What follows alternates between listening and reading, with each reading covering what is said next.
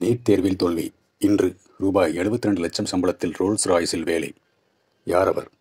Bengaluru NEET தேர்வில் தோல்வியடைந்தாலும் துவண்டு விடாது மாற்றுத்துறையை தேர்வு செய்து படித்த கர்நாடக மாணவி ரிதுபர்ணாவுக்கு ரோல்ஸ் ராய்ஸ் நிறுவனத்தில் ஆண்டுக்கு ரூபாய் 72 லட்சம் சம்பளத்தில் வேலை கிடைத்துள்ளது. அவருக்கு அரசியல் கட்சியினரும் கல்வியாளர்களும் வாழ்த்துக்களை தெரிவித்துள்ளனர். கர்நாடக மாநிலம் மங்களூருவைச் சேர்ந்தவர் மாணவி ரிதுபர்ணா. வயது 20.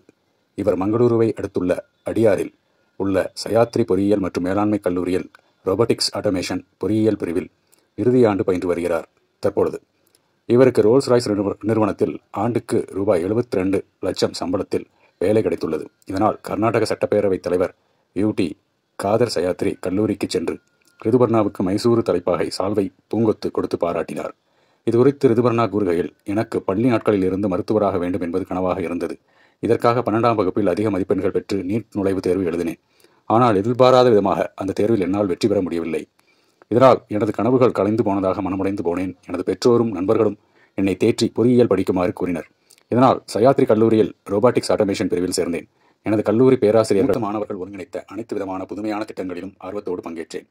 குறிப்பாக ரோபோ இயந்திர வடிவமைப்பு, ஆட்டோமேஷன் பயன்பாடு, இயந்திர வடிவமைப்பு ஆகியவற்றில் எனக்கு அதிக ஈடுபாடு ஏற்பட்டது.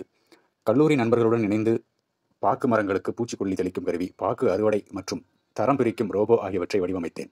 எங்களின் இந்த முயற்சிக்கு கோவாவில் நடந்த ரோபோட்டிக்ஸ் சர்வதேச மாநாட்டில் பதக்கம் கிடைத்தது.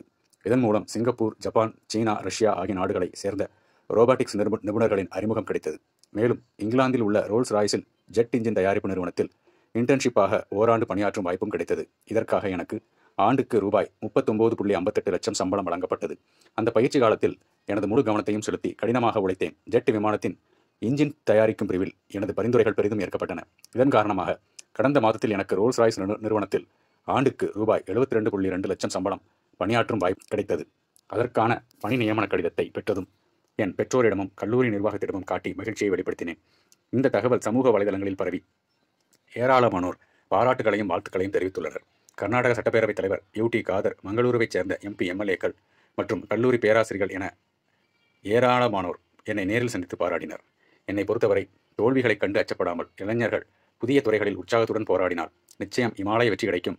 நான் எனது மருத்துவ கனவு சிதைந்த போதும் துவளாமல் வேறு துறையில் ஆர்வமோடு இயங்கினேன். இப்போது இளம் பொறியாளராக படிப்பை முடிக்கும் முன்பாகவே ரூபாய் 72 லட்சம் சம்பளத்துக்கு வேலை செய்கிறேன். இதன் மூலம் எனது பெற்றோரின் ஆசைகளை நிறைவேற்றுவேன் என்று கூறியிருக்கிறார். 20 வயதிலே சாதித்த ரிதுபர்ணாவை சமூக வலைதளங்களில் ஏராளமான இளைஞர்களும் கல்வியாளர்களும் வெகுவாக பாராட்டி வருகின்றனர்.